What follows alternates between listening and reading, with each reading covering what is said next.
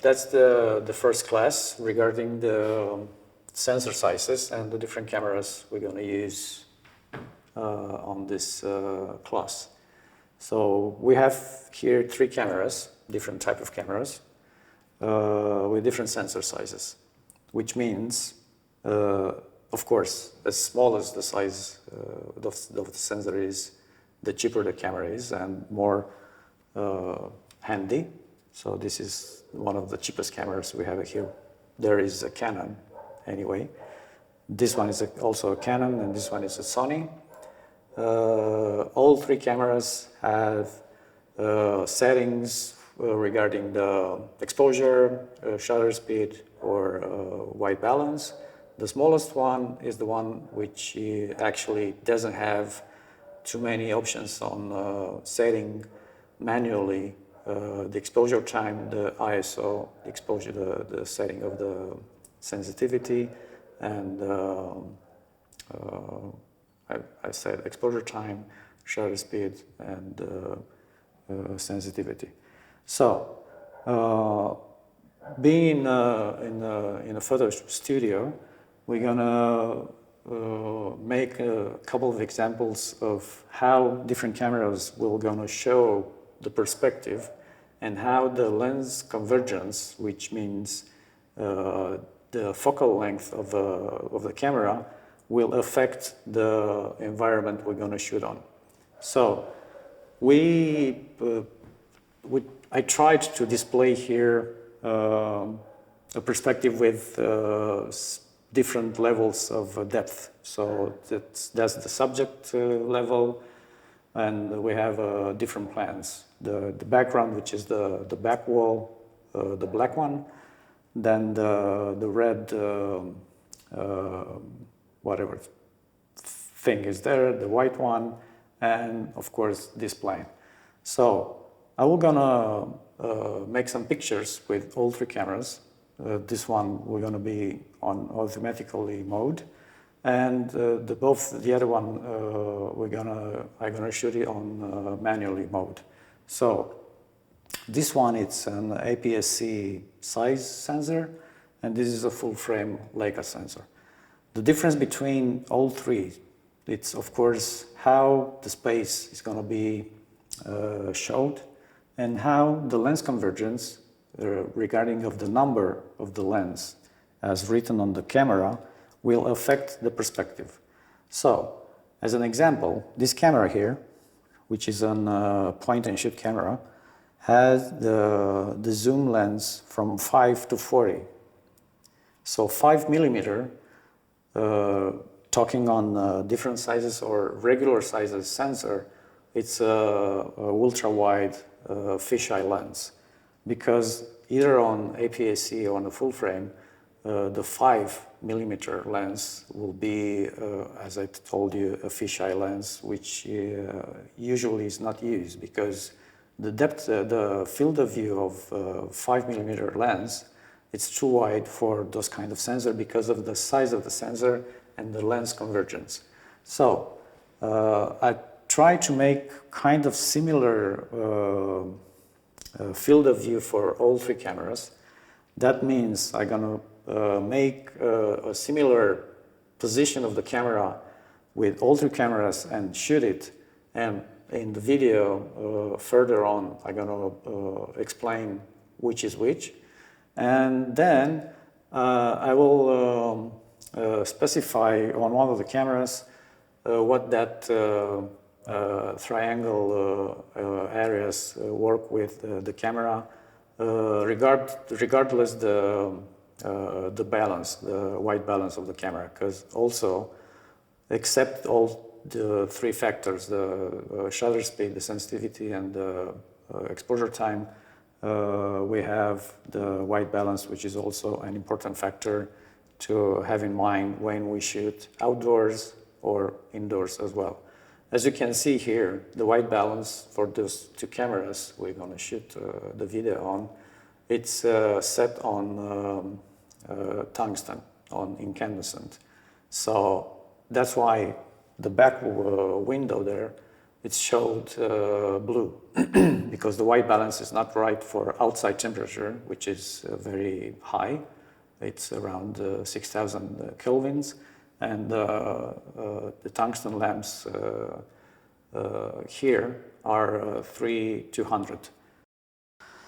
So actually the smallest camera doesn't have any T-stop control, which is one of the factor we have in mind when we work with the reciprocity law. So we have the T-stop, we have the shutter speed, and we have the sensitivity of the camera. So this camera doesn't have any possibility to change the T-stop because it's all automatically. So I will take those two cameras from here.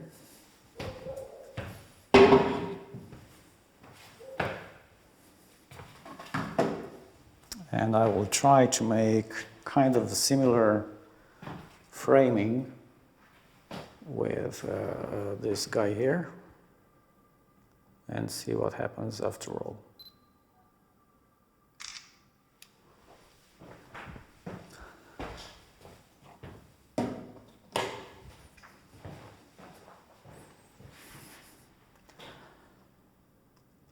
So it seems like the 18 mil lens, which is on this Aps-C camera,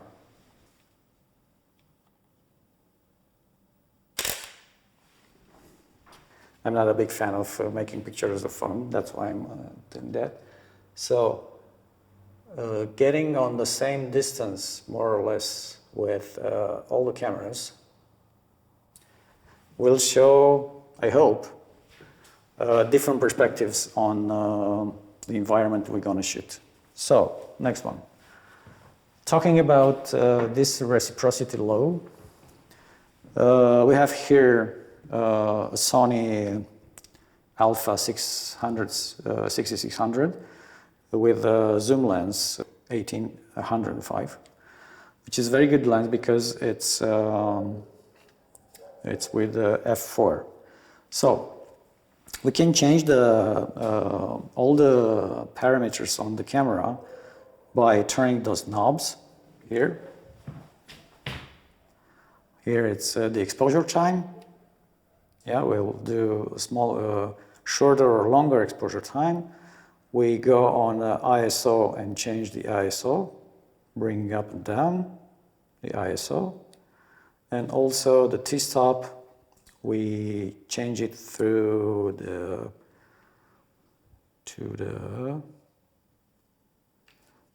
here. Yeah. So the widest it's 4, the tightest it's 22. Let's do on adjusting the sensitivity and the exposure time. So I will keep the exposure time at 100 per second, and I'll do the ISO accordingly with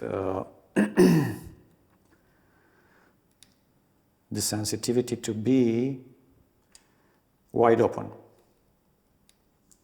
So now wide open means 4. Not sure why it doesn't work on it.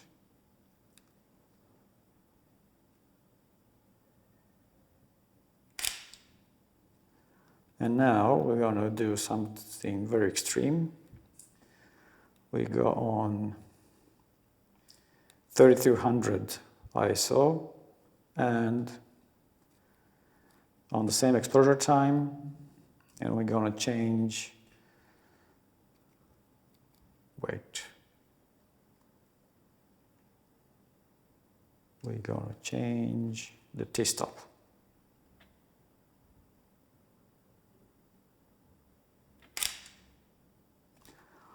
So what happens when we change the T-stop? As close as the T-stop goes, we have a bigger depth of field. So the focus plane, it's wider. On the contrary, when we open the T-stop, especially on the wide sensor cameras, the depth of field is very small, it's very little. So I will make another picture with a different lens, which is an 85 with T18, which is a very open T-stop for a lens.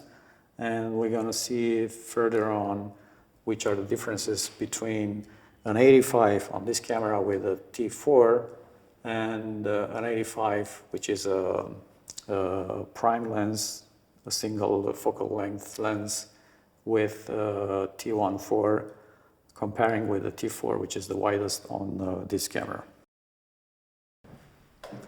Okay, so getting back on focal length and the sensor factor on lens convergence and the focal length of lens.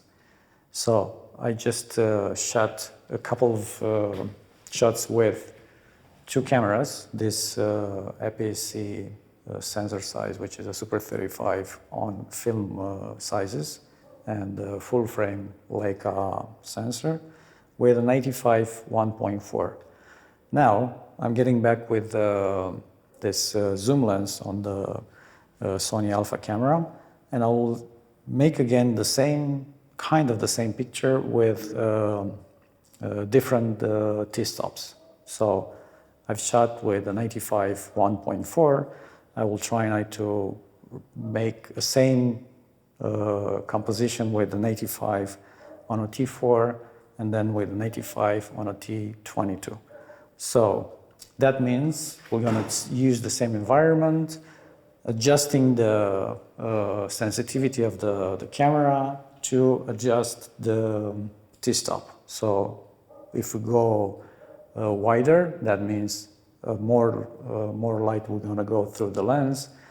So the sensitivity has to be low, on 100 ISO, even lower, 50, whatever.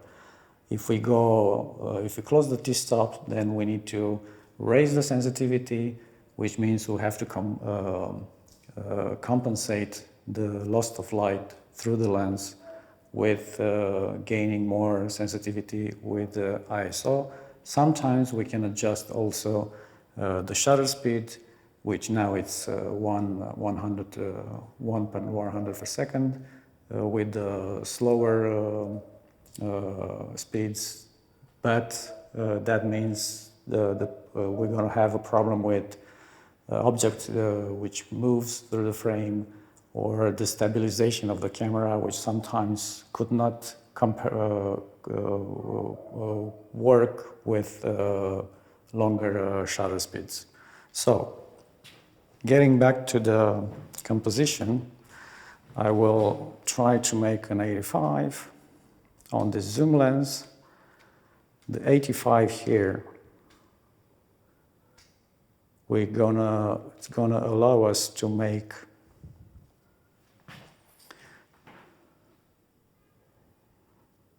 so now we're here under two stops. That means we need to adjust the shutter speed.